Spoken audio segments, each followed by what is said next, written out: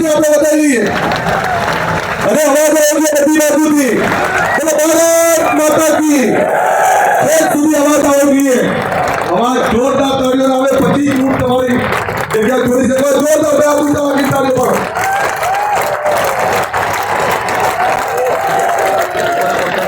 ખબરી તાળીઓ પાડો. ખબર પડે ભણમણા તો પેટનું દૂધ છે બનાસતું.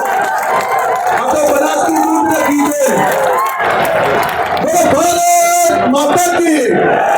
નરેન્દ્રભાઈની વિચારધારાની આ લડાઈ છે અને નરેન્દ્રભાઈ રાષ્ટ્રવાદની વિચારધારામાં જે કામ કરે છે એની લડાઈ છે. Thank you sir. આજે બનાસકાંઠાની અંદર ફોર્મ ભરાવા આવ્યો છું. આ ચૂંટણી કોઈ વ્યક્તિની નથી, કોઈ જાતિની નથી. આ એક બે વિચારધારાની ચૂંટણી છે. એક બાજુ નરેન્દ્રભાઈની રાષ્ટ્રવાદની વિચારધારા, જેણે બનાસકાંઠા અને ગુજરાત માટે ખૂબ કામ કર્યું છે. એ પાણીની બાબત હોય, લોકોની સુખાકારીની બાબત હોય, લોક કલ્યાણની બાબત હોય, આ બધી બાબતોમાં એમણે ખૂબ કામ કર્યું છે. ત્યારે ચૂંટણી જ્યારે એમની હોય ત્યારે એના સમર્થનમાં ભારતીય જનતા પાર્ટીના ઉમેદવારને જીતાડવાની અપીલ કરવા માટે આવ્યો છું. Thank you. ચાલો, થેન્ક યુ.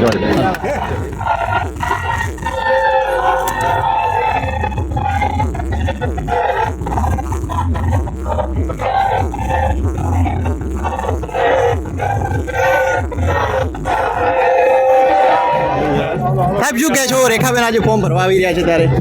આજે નરેન્દ્રભાઈને ત્રીજી વખત વડાપ્રધાન બનાવવા માટે એક ઐતિહાસિક સભા અને ઐતિહાસિક રેલી સાથે બધા ફોર્મ ભરવા માટે આવ્યા છે અને જ્વલંત વિજય સાથે રેખાબેન વિજય થશે.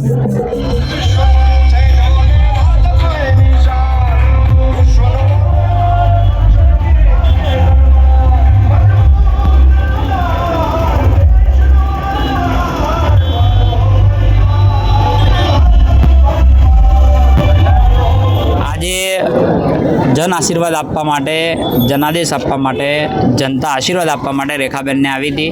નરેન્દ્રભાઈ જે નો લોકો ઉપર જે ભરોસો છે, એ બનાસકાંઠાના લોકોનો જે ભરોસો છે, એ લોકોનો ઉત્સાહ જોતા એવું લાગે છે. 5 લાખથી વધુથી લીડથી બનાસકાંઠા લોકસભા જીતશું આપણે.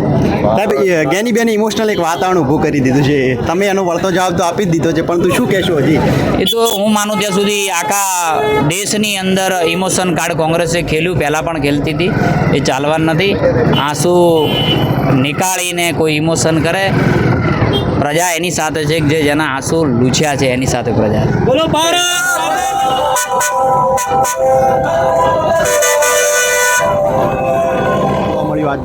આજે તમે પણ બધાએ જોયું, મીડિયાના મિત્રોએ પણ, કે જે ભારતીય જનતા પાર્ટીને અને આપણા ઉમેદવાર ડૉક્ટર રેખાબેનનું જે પ્રચંડ જન સમર્થન છે, એના ઉપરથી ચોક્કસ અમને ભરોસો છે કે આ બનાસની પ્રજા અમને આ લોકસભાની સીટ, અમારા જે CR પાટીલ સાહેબનો જે સંકલ્પ છે કે બધી જ સીટો 5 લાખ ઉપરની લીડથી જીતવી, તો આ બનાસકાંઠાની સીટ પણ અમે 5 લાખ ઉપરની લીડથી જીતીશું. એવું આજે જે જન સમર્થન મળ્યું છે એના ઉપરથી અમને પૂરો ભરોસો છે કે અમે 5 લાખ ઉપરની લીડથી 100% જીતીશું.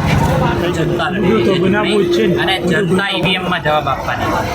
ઈવીએમમાં જવાબ આપવાની. બિલકુલ, ઈવીએમમાં જઈ, બુથમાં જઈ જનતા જવાબ આવશે. જાતિવાદને જાકારો છે અને રાષ્ટ્રવાદને આવકારો છે. પછી સાહેબ પણ જો બનાસકાંઠાની વાત કરીએ તો બે સમાજો વચ્ચે લગભગ સરખું વોટિંગ છે અને ખાસ કરીને આ અત્યારના સમયમાં એવો માહોલ સર્જાયો છે કે આ ફેરે જ્ઞાનીબેનનો પલ્લો ભારી છે, એવો એક વાતાવરણ ઊભું કરવાની કોશિશ કરી છે. ઇમોશનલ માહોલ પણ બન્યો છે.